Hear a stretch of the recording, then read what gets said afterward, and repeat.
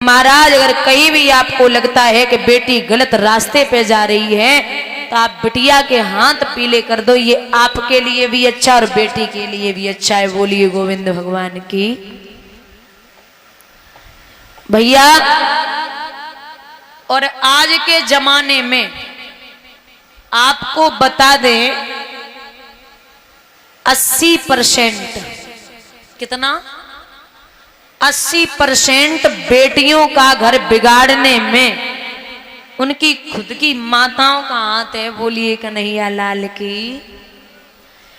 ये 4-4 घंटे फोन पे लगी पड़ी हो ना, क्या खाओ, क्या बनाए रही हो, कौन से कलर की साड़ी बांध रखी, पति कहाँ गए, सास क्या कर रही है, तुमने कुछ खाया, तुम कब आओगी, किसी ने कुछ बोला तो नहीं, लड़ाई तो नहीं हुई, बाजार कब गई थी। अरे क्या फर्क पड़ता है, वो आपकी बेटी है, अगर सही चलेगी तो ठीक है, वरना ससुराल वाले हैं समझाएंगे। और वैसे भी परीक्षित 4 बर्तन होते ना वो खटकते ही हैं।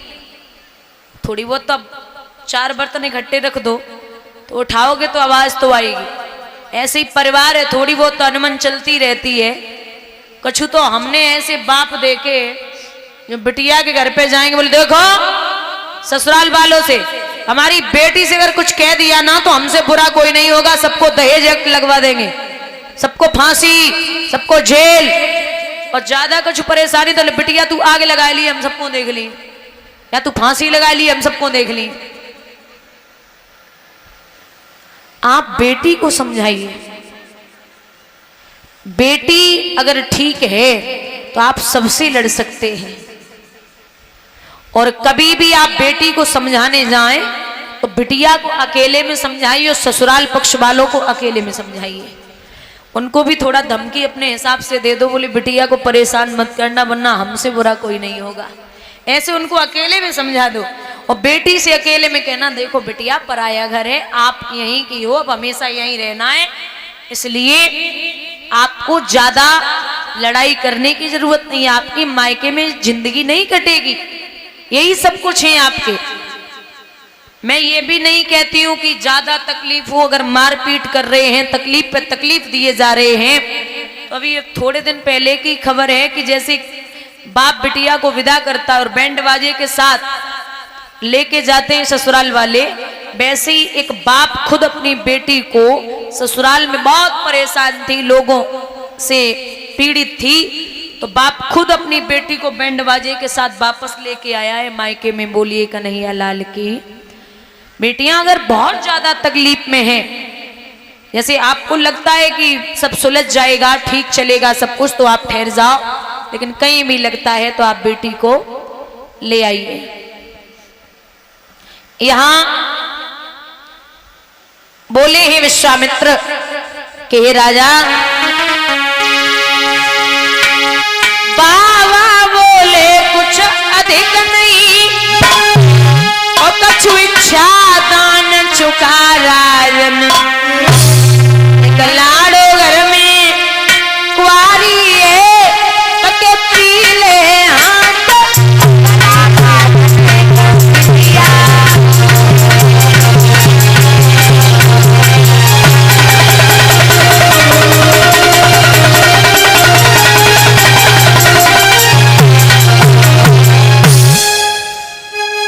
बोले यहां कुछ है ही नहीं, बोले कुन्नी और लगाम है, उसी का संकल्प कर दे। महाराज कुंजी और लगाम का संकल्प हुआ तो संकल्प में क्या चाहिए, 60 बार सोना। यदुवंश दर्पण का प्रमाण है 60 बार सोना 7200 किले का होता है। 60 बार सोना 7200 किले का होता है। चलिए घर पे पहुंचे तो राजा ने खजांची बुलवाओ, आज्ञा दई सोना लाने की। तो विश्वामित्र ने मुस्कुराए कि अब कह दई बात ठिकाने की। ओ राजा होश ठिकाने है, किस पर सेवा करवाता है, ये तेरा नौकर रहा नहीं तो किन पर हुक्म चलाता है। तो हुक्म किसे दे रहा है, तेरा नौकर नहीं है। कुंजीर लगाम मेरे पास है। राजा फटी फटी आंखों से देखने लगे, महाराज अब क्या करें? बोले तकलीफ हो रही है? बोले नहीं महाराज। विश्वामित्र बोले है दान वही हो रे राजा जो दानी ने कष्ट न माना है, और दान देत यदि कष्ट हो तो वो दान नहीं जुर्माना है। अगर दान देते समय कष्ट हो रहा है तो वो दान नहीं माना जाता। क्या बात है? बोले महाराज अर्धांगिनी है घर पे, उसे एक बार पूछ ले। जवाब दियो अच्छा। अरे राजा एक दिन ऐसा आएगा कोई काऊ को नाए, और घर की नारी कहा करे जतन की नारी, ये भी धोखा दे के चली जाती है। हमारी पत्नी बड़ी सुशील है। घर पे पहुंचे, पिया को आता हुआ देखा, चरण धोकर के चरणामृत लिया, घुटनों के बल बैठ गई।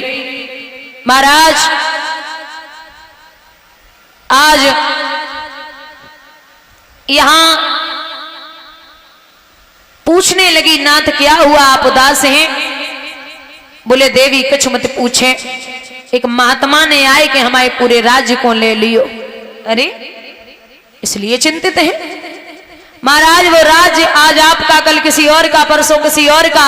आपके पूर्वज आए वो भोग के चले गए, अब क्या तुम लेके जाओगे? वो था ही नहीं अपना, उसके लिए क्या रोना? जवाब दिया कि देवी हम जा से परेशान ना है कि राज्य चलो गो, फिर हम तो जा से परेशान हैं कि राज्य गयो वो तो गयो, लेकिन 60 बार सोना कहां से लाए? खुद बिक जाओ, हमें बेच दो, पुत्र को बेच दो, लेकिन 60 बार सोना अवश्य चुकाओ। आधा भार कम कर दिया। यहां रानी ने मोटी सी साड़ी, पुत्र को एक लंगोटी पहनाई, राजा ने स्वयं धोती बांधी। तीनों प्राणी जन्मभूमि में मां को प्रणाम करते हैं। प्रजा के लोग बोले महाराज कहां जा रहे हो? बोले ये संत है ना, ये आपकी रक्षा करेंगे, आप चिंता ना करो। तो प्रवासी कहने लगे महाराज राजाओं का काम होता है प्रजा को संभालना, और संतों का काम होता है भगवान का भजन करना। जो जिसका काम होता है वो उसे ही अच्छा लगता है। आप मुझे छोड़ के मत जाइए। जवाब दिया समझिए जाना पड़ेगा। राजा वहां से निकले तो पत्नी टकटकी लगाए के देख रही। राजा बोले अरे वो पगली, व्याकुल देखी नारी धीरो रजार कहियो वानी, तो किन को करे रही मोहरे बावरी रानी।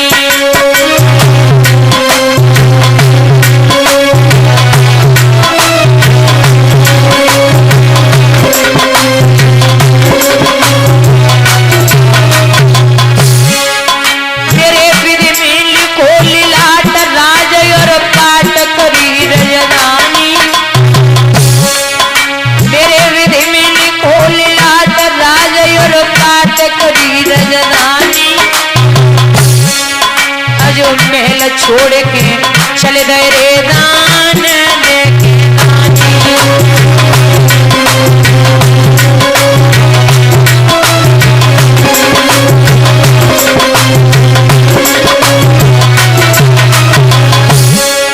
अजो महल छोड़ के चले गए रे दान देके दानी।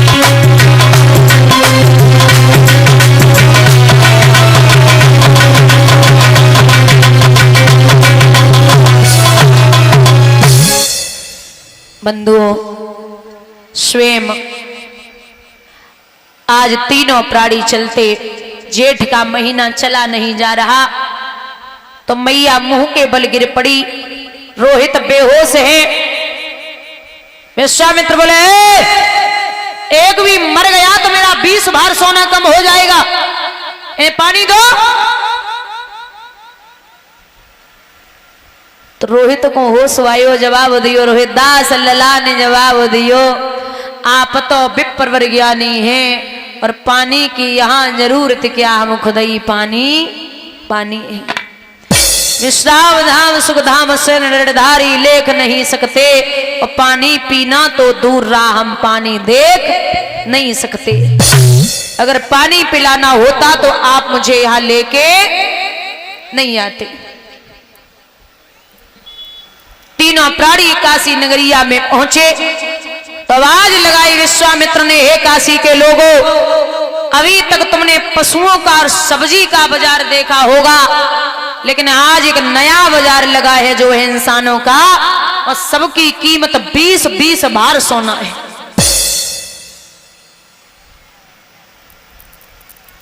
सबसे पहले मैया तारा को खरीदने के लिए एक वेश्या आई गई। जो वेश्या को देखो सो चरण पे गिर पड़ी, महाराज सत्य और धर्म की वजह से यहां तक आई हूं, अगर आपने हमें वेश्या के हाथों दे दिया तो हमारा धर्म नष्ट हो जाएगा। ब्राह्मण बोले, इतने ही धर्म की पड़ी थी या क्या लेने आई? अगर भाई पड़ी रहती जरूरी था क्या? अब मैं जिसके हाथ में दूंगा तो उसी के हाथ में जाएगी। समझ गई मैया के बिना कन्हैया के वो कोई ना है। तो आवाज लगाई, हे गुरु नानक संतों के पालक, पृथ्वी के मालिक हो अवतारी, और ऐसी करो जब लाज रहे न हमारी हसीना तुम्हारी हसी है। संसार समुद्र से पार कियो जैसे गौतम नारी अहिल्या तारी, और हे गोविंद कटे मेरे फंद हरे मेरी लाज हरे जी मुरारी। आवाज लगाई तो माया रूपी बंदर आए और वेश्या पे टूट पड़े। वेश्या भाग गई। जब वेश्या भागी, मैया तारा को खरीदने के लिए एक ब्राह्मण देवता आए गए। 40 भार सोना दिया, पुत्र को और पत्नी को खरीद लिया। याद रखना बंधुओं, एक कालू नाम के मेहतर ने आए के राजा हरिश्चंद्र को खरीद लियो। मैया तारा का हाथ जब राजा हरिश्चंद्र के हाथ से छूटा तो सब भरे बाजार में वो सम्राट हिचकी लेके रोया, और रोए के राजा हरिश्चंद्र पत्नी को चेहरा देख के बोले, हे देवी, कितना भी अभागा पति हो लेकिन वो कभी अपनी पत्नी को नहीं बेच सकता। जाओ नर मरते मरते भी नारी को नहीं बेचते हैं, और हम ही वो ऐसे पापी हैं अपनी मर्यादा मेटते हैं। रानी बोली, महाराज कहा था ना कि सोच समझ के कुछ काम कर लेते। और एक बात मैं हमेशा लोगों को समझाती हूं कि चाहे छोटा काम हो और चाहे बड़ा काम हो, कभी भी किसी भी कार्य को बिना सोचे समझे नहीं करना है। एक मैं छोटा सा उदाहरण देती हूं। कोई भी कार्य करो तो सोच समझ के ही करो। एक राजा थे, उनके 3 बेटे थे। तो बड़े बेटे को राजगद्दी देना चाहते थे राजा। बुलाया, लाला एक बात बताओ। बोले क्या? जैसे कोई अपराधी है तो उस अपराधी को आप क्या सजा देंगे? जवाब दिया, तुरंत के तुरंत फांसी। दूसरे बेटे से पूछा कि अपराधी है क्या सजा देंगे? बोले फांसी। तीसरे बेटे से पूछा कि अपराधी हो तो आप क्या सजा देंगे? तो तीसरा बेटा जो था वो बोला कि हे पिताजी, मैं अगर कोई अपराधी होगा तो मैं क्या करूंगा, मैं आपको बताता हूं। बोले बोलिए। एक राजा के पास में एक तोता था। वो बेटा अपने पिता को कहानी सुनाता है कि वो तोता जो था वो बड़ा प्रिय था राजा को। एक दिन वो तोता राजा से आज्ञा मांग करके अपने घर चला और घर जाकर के परिवार वालों से मिला। लौट के आ रहा था तो बीच रास्ते में उसे एक ऐसा फल दिखा जो फल को खाता, वो अगर बूढ़ा होता तो वो जवान हो जाता, और जो जवान है वो जवान ही रहता। ऐसा वो फल। तो तोते ने विचार किया कि ये फल हमने अगर तोड़ लिया और राजा को दे दिया तो ये निश्चित है कि हमारे राजा अमर हो जाएंगे। तो महाराज वो फल तोड़ के वो तोता राजा के लिए लेके चलो। बीच रास्ते में तोते को नींद आ गई तो उसने वो फल जो था वो रख दिया और सो गया। एक सर्प ने आए कि वह फल को जूठो कर दियो। तोता उठा, उसने वो फल दांतों तले दबाया और फिर चला राजा के पास पहुंचा।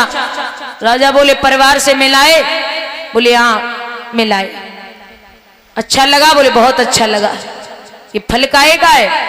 बोले ये फल ऐसा है कि अगर आप महाराज खाएंगे तो आप जबान हैं, जबान ही रहेंगे। राजा बोले अच्छी बात है, लाओ फल दो। तो राजा ने वो फल